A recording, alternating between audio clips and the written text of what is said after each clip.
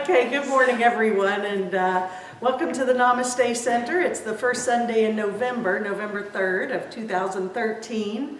Hard to believe how fast this year is moving. It's amazing. I was just thinking, I was looking at a stack of letters in my closet that were our letters to God from last New Year's Eve. We had a burning bowl up in Flat Rock, and it was a wonderful ceremony. We had a little gathering party, and we wrote our letters to God, and we also released everything that we chose to release into this fire pit, which we'll do again on this New Year's. But I'm looking at those letters, and I feel like, gosh, that doesn't seem like it was 11 months ago. That's so hard to believe that that we've been, or 10 months ago, that it's this year has just flown by, and it's been a great year. It's been a lot of stuff happening, and for all of us. And even though we've all supported and nurtured and helped each other through the ups and downs, which I think everybody's been at the effect of major change in some way, shape, or form. We've made it through, and we're all stronger and better for the journey together, so it's exciting. Well, last week, as you know, we were blessed to have Gary Renard speak here. He actually had been here for the Coptic conference and was kind enough to offer us a talk on Sunday, and he was phenomenal, as you all know that we're here. And what a great guy. I mean, he's just so down to earth, so real, funny, no pretense, just a cool guy. And Ellen and I had the pleasure of going to lunch with him and his wife, Cindy, and they wanted to go to Grove Park Inn. And the poor little guy was hungry. I tell you, he had worked hard all weekend, and he ordered 2 entrees and a shrimp cocktail. And he's like, not a big guy. And the waitress said, "Sir, that's 2 entrees, that's a lot of food." And she goes, "I know, I'll eat it." And he's not very big, and he did eat it. And so, you know, it was great to be able to share that time with him and those meals and have that experience. So last week, before we knew Gary was coming, because it was truly a last-minute opportunity, I had intended to share some experiences and insights from our trip to Washington, D.C.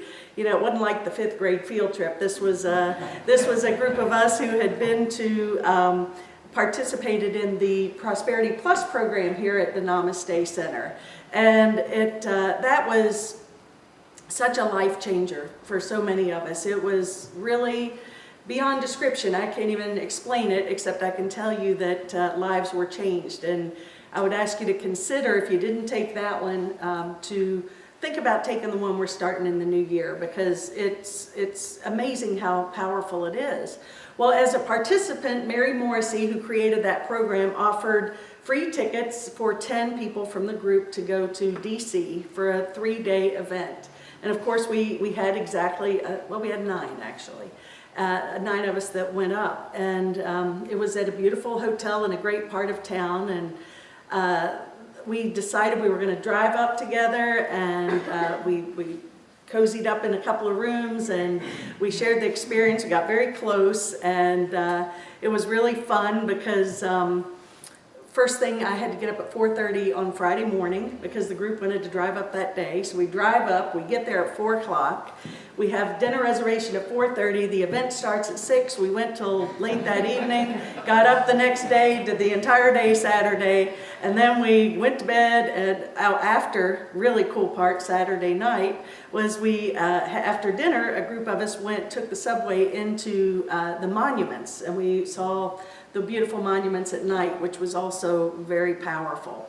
Then we get up Sunday morning, we go all day again till 6:30, and guess what? We get in the car and drive home, 500 miles. So my tail was dragging, my tongue was hanging, but we made it, we had a great time. And of course, the good thing about these events is they just really get your energy at such an intense level, and it was, you know, we were all jazzed. I mean, yeah, we were tired, but it was well worth the effort by all means. And of course, you know, we had some, one thing that I don't know why it struck me so funny, but it did, and that was we were there were 4 people across the hall from us shared a room, Bill, and Laura, and Carolyn. And they had, a lot of food, and so that sort of was the hospitality room, and so we'd go in there, and there's 8 of us sitting around talking about the day or whatever, and all of a sudden Bill comes out of the shower, has a towel wrapped around him, and someone said, "Welcome to the commune." And so we were already creating our intentional community at the Marriott in DC. So we had a great time. But a few things I'd like to do is something, when they have these events, they really are so well laid out and executed. And Mary Morrissey, her energy is, that woman was on all night Friday, all day Saturday, all day Sunday. Never fatigued a bit. She just kept going, and I was like, that is amazing, because that is a lot of work what she does. And they, when you walk in, of course, if it starts at 6 o'clock, they have the doors closed. You cannot go in before the doors open. So as soon as the doors open, they have this like great dance music, and there's people up on stage dancing, and everyone's in the aisles dancing and having fun, and it immediately kicks you into gear that way. Well, then after you get seated, one thing that I think is so awesome is they say now, they give you all these positive thoughts and ideas, and they asked us to look at the person next to you and say, you are a dream builder. So I want you to do that right now. Look at the person next to you and look them in the eye and say, you are a dream builder.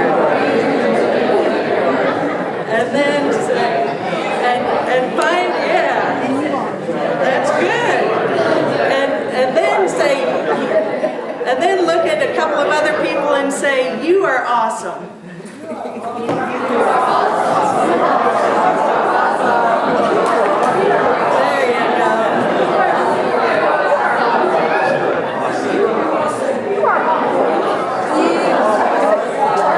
You all are awesome.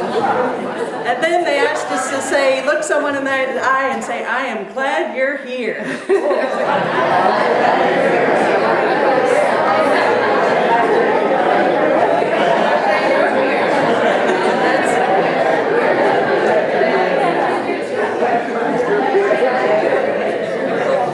See, now I can't shut you up. So that's a good thing. And that, it's so important to connect. And what they did was strategically, I believe there were several hundred people there. I don't know, 300 or 400 at least, I'm not sure. But they made sure that they created opportunities for us to connect with everybody, which is so important. I think we come in here and some people are very outgoing and connect with everybody, and a few people sneak in and sneak out before we get to really get to know you. And anything we can do to create a greater sense of community and connection, I think is so important, because that's what we're here to do. This is a spiritual family. It's our spiritual home. And the support that we offer and can give to each other is invaluable. And that I see that magic every day. And I know that I'll speak for myself. I came back re-jazzed and motivated and ready to go, and I believe everyone in the group did. But I wanted to talk a little bit about what some of the key points are that she had brought up. And of course, many of you know that I have been a longtime student and teacher of A Course in Miracles. So, and of course, Gary Renard just last week made a comment, which is very true. He says, it's basically not a course in manifesting, which, guess what Dream Builders is? It's a course in manifesting. Mm-hmm. So where do the two meet here? How can we really make this work? I personally, as a course student and teacher, I do see a way that we can, the two can mutually support each other in a great way. And what I'm saying here is, as many of us maybe in the past have been, I bet you most of you guys read The Secret at one time or another, or saw the movie, which was, a phenom. It came out and sold gazillions of copies, printed in who knows how many languages, and many people were helped by it. But it also, at the same time, I think it didn't go to the depth that a lot of people were expecting and hoping for. And by that, it really, was focused on, the new car, the big house, the whatever, the stuff. And certainly there's nothing wrong with the stuff, and it's fun, but it's not really what we're seeking. You know, we think that if I get this relationship, or if I have this car, or if I can only live in that neighborhood, then I'm going to feel better. So we get there and it's like, darn, I don't feel better. What's wrong here? And so, you know, I got it. I made it happen. And that's because that's not what we're really seeking. What we're really seeking is that connection to Source. And what we're really seeking is inner peace and joy and confidence and love and connection and friendships. Those are the things that are attributes of spirit and that we're truly here to attain and tap into. So I think once a lot of people went through the process, they realized that maybe, well, you know, that does work. Those materials do work. But on the other hand, I guess it wasn't really what I was looking for love in all the wrong places, as they say. And so it teaches us to go deeper. And certainly I think Mary Morrissey her message is very profound, very deep. And it really wasn't about the stuff. It's about the attributes that I was describing of joy, of good health, healthy relationships, and really not a lot of emphasis on the stuff. And so what I really see is that where the two can meet is, okay, well, we're here, we've all got a function, we've all got a purpose, and ultimately our purpose is to be a light into this world. And with that comes different ways to express it. So we all have passions, we all have gifts. My passion for a number of years, most of my life, 40 years anyway, was golf. And I just followed that passion and built on it, and that became my career and my life for a long time, actually 40 years. And then my passion, somewhere in the middle of all that, became what I'm doing now. And I developed that and built on that. And so I've been very blessed that I have had a life where I've been able to do what I love and be what I love. And I know a lot of people, they work their life working that 9-to-5 job that they don't like.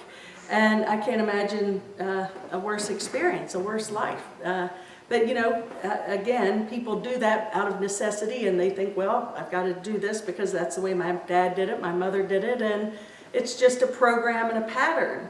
But then once we realize, we can tap into our greatest purpose and our function here, and then use these tools to build on that, then the whole game changes. And that's the new paradigm, I believe, that we're creating. So what is the Course in Miracles really about? Well, the Course in Miracles is about us living by following the voice of God within us, the still small voice that dwells and is waiting for our call to ask anything of.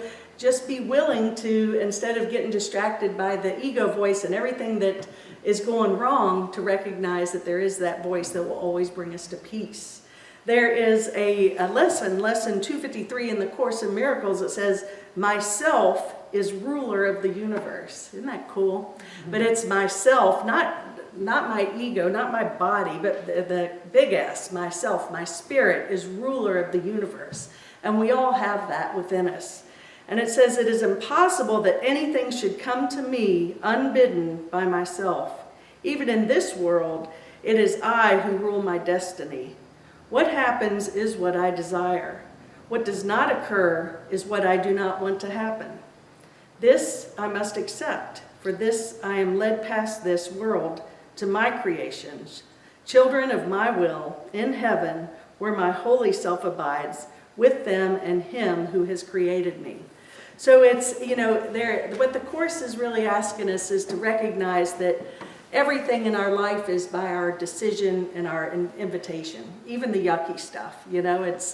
We've brought it in for a purpose and a function. We're always playing the role of teacher and student, and we're here to learn. This is, as it's been said, a big classroom. But once we can recognize that sometimes when things happen that seem challenging or upsetting, that I don't have to attach to it and dwell on how horrible it is, but rather choose that still small voice to guide me through it, then you look back and say, wow, I got that upset over that. And has that ever happened to you guys where you've had something in your past that you just didn't think you'd ever get through, and then you're there, and now you look back and it's like, wow, that was nothing.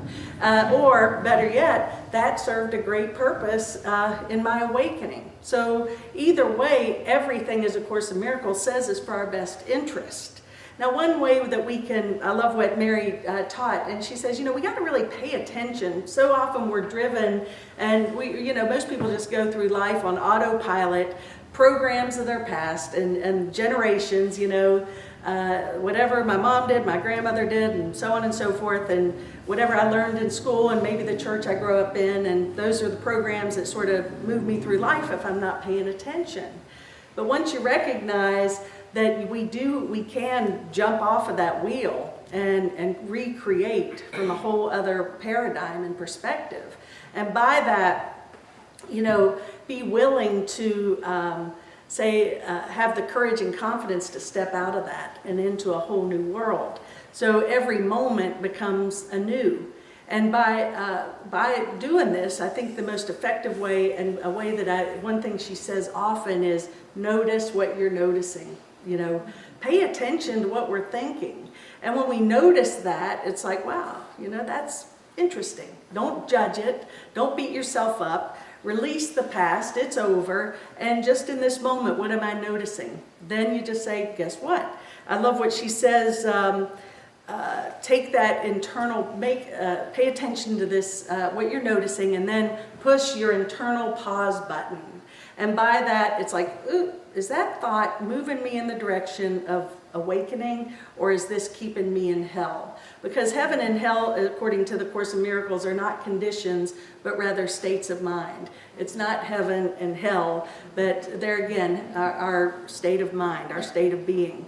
So if I am in hell, or in fear, or in my ego mind, push the button and choose again. That's the miracle. Take that pause, and as she calls it, make it a pattern interrupt is basically what we're doing. So I'm interrupting that pattern of negativity and choosing to align more with that which serves the awakening rather than the sleep. So I also, as I've stressed over the years, and I say this to myself, for myself, because I think it's so invaluable. A book that changed my life 30 years ago it was just something I picked up at a bookstore, and I just liked the title. And it was called You Can't Afford the Luxury of a Negative Thought. And it's a real easy read, and it was actually written for people who had terminal illness. And that we find now, science has actually proven that our thoughts, fear thoughts, anger thoughts are creating unhealthy cells in our body. So if we can keep our consciousness in that alignment with love and forgiveness and peace, our body becomes more healthy and healed.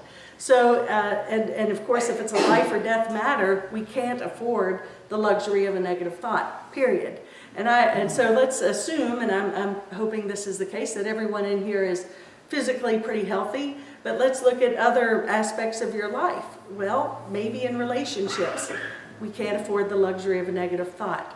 We can't afford the luxury, you're paying the bills, okay? You're looking at that checkbook, and your conditions are you've got X amount of dollars and you got this many bills. What are you going to do? Well, immediately, it's real easy to go into fear. You're like, oh my gosh, how am I going to do this? And then guess what you're doing? You're thinking fear-based. You're building that energy and thus creating a vortex of more of the same. You're just going to create more fear and more lack and more limitation. So be willing to take that internal pause, redirect, and choose a better feeling thought, as Abraham teaches. I love the teachings of Abraham. When we're in fear, when we're in conflict, pause, choose a better feeling thought. And it works. It's amazing. I have seen so many miracles within the group. It's been amazing. To see people's lives change is probably what jazzes me to be here. It's better than a hole-in-one. When I see, or a 250-yard drive straight down the middle. It is better than that. Because when you see somebody who is struggling or in fear, and now they've got that sparkle back in their eye, it's awesome. And that's really what we're here to do, mutually support each other in that process. And it's fantastic. Well, another thing she said is, a lot of this was interactive, and, it was a big group. And when I talk about the internal pause, she said that, whenever we get into that limited thinking, she made us stand up and stomp our foot and say, "Excuse me, I interrupt this process with an important message from my soul. I am a child of God, and I deserve to be happy and live abundantly." And, she made us say that with, So, it's another way that we can, there again, shift out of our fear into positivity, into love. Because we really can't, yes, we can continue all the negativity, we have free will, and if you want to stay in your stuff, you can. But there's no light in that. There's no love. There's no peace and harmony. It's no fun either. And, we are here to prosper and grow and be happy and healthy and engage in good stuff. And so, again, to use these principles to really be still. When people say, well, I don't even, because, it's like defining or determining what our goal or purpose was, a lot of people don't have a clue. They're like, I don't know what I want to do. And so my suggestion is, if you don't know what your purpose and goal is, say, my purpose and goal is to find out what my purpose and goal is. That's a good goal within itself. So, and if you just pursue things that you love, what is it that makes your heart sing? What do you love? It could be cats. It could be hiking in the mountains. If you put your energy on that, what you love, you'll create an energy that attracts more of that to you. And it's amazing how the universe, were you all told, I was told, I didn't listen, but I was told by my parents, you can't make a living, and they meant this all good. They weren't like, you can't, they're like, you're not going to make a living in this golf thing. And then I was like, well, I'm going to do it anyway. So I did it, and after years into it, my parents were like amazed, like, oh my gosh, I can't believe you're making a living, but that's great. And then when I said, well, I'm leaving golf and I'm going to open a spiritual center, they're like, no, don't leave golf. So, it's like, don't do that. And but slowly but surely that is happening as well here. And one thing that I'd like to talk about is, just for a few minutes, is that first of all, she talks a lot about not allowing our current conditions in our life to be what helps us make decisions. In other words, if I look at my conditions and say, well, I'd like to do this, but my conditions in my life, there's no way. No, she says, come from your dream. In other words, if you have a passion and a dream, see yourself there, know that your God is bigger than any problem that you can muster up in your mind. That there is a way to accomplish anything if we just get out of our judgment and our fear. So come from your dream. Don't allow your current circumstances to be your determining factor here. Another thing, mastermind groups are awesome. The group of us that went to DC, we decided to come together and continue the energy of masterminding and sharing together. I believe that anytime we can come together, two or more are joined, and everyone comes together with this mutual intention to support each other in their dreams and visions and goals. That's a great exercise. One thing that we realized when we were up there, and when we watched her CDs, of course, Ellen and I had the pleasure of meeting her 5 years ago at a seminar, and she tells her story, and she tells her jokes, and this is 5 years ago, and last week many of the stories and the jokes were the same. And I say this when I've seen many of these world-renowned teachers and people out there offering messages, that the jokes are the same and the message is very redundant. And so some people say, I know that already. I've heard that. I'm not going back to hear that again. And one thing Mary says, you say you know it, but you don't really know it. If you knew it, you would be living it. You might know about it, but you don't know it till it's expressing in your life.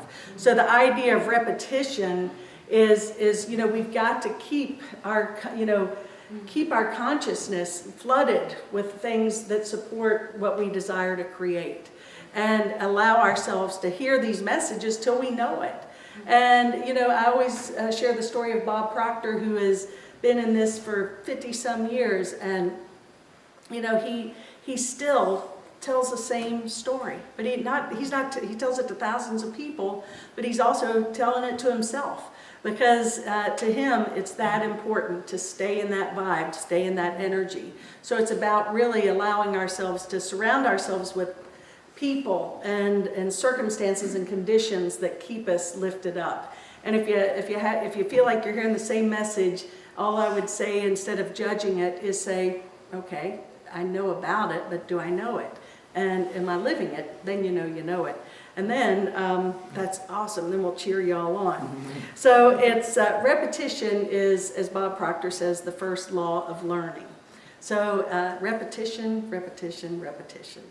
And in closing, she had posted a quote, which I just thought was so beautiful. It just, to me, is what jazzes me. I mean, what makes me so happy is this, okay? This is being with all you guys, sitting in a small group, talking about big ideas and sharing our hearts with each other. That's it for me. And I know that because I know how powerful it is, and when you get a heart-to-heart talk, with someone, and you see the light bulb come on, it's wonderful. And this quote by Pierre Teilhard de Chardin, it says, "There's almost a sensual longing for communion with others who have a large vision. The immense fulfillment of the friendships between those engaged in furthering the evolution of consciousness has a quality impossible to describe." And to me, that's how it feels to me. The big ideas, the openness, the willingness to expand our narrow vision and open up to a world of infinite possibilities. So where do the Course in Miracles and Mary Morrissey or Dream Building meet? Well, open our hearts up, allow Spirit to lead us, guide us, and direct us in everything we do. Because we do have a function here on this earth, and that's basically to be the light of the world and to wake up. And one thing that there's a section in the Course that's in chapter 9, section 8, and it's grandeur versus grandiosity. And Marianne Williamson's quote that says, "Our deepest fear is not that we're inadequate, our deepest fear is that we're powerful beyond measure." It's our playing small, as she says, doesn't serve the world. It's time for us to step out and shine and all tap in to our real purpose and our real function here as miracle workers. And as the Course says in this section, grandeur versus grandiosity, it says, "God himself is incomplete without me. Remember this when the ego speaks and you will not hear it. The truth about you is so lofty that nothing unworthy of God is worthy of you. Choose then what you want in these terms and accept nothing that you would not offer to God as wholly fitting for him. You do not want anything else. Return your part to him, and he will give you all of himself in exchange for the return of what belongs to him and renders him complete." So how powerful is that? God is incomplete without me. And that's not grandiose, that is fact. That is true. So if we can live from this and know that we're continuing to expand and grow and heal, our best is yet to come. And it's my honor and pleasure to share this experience in this center with you. Namaste. Namaste.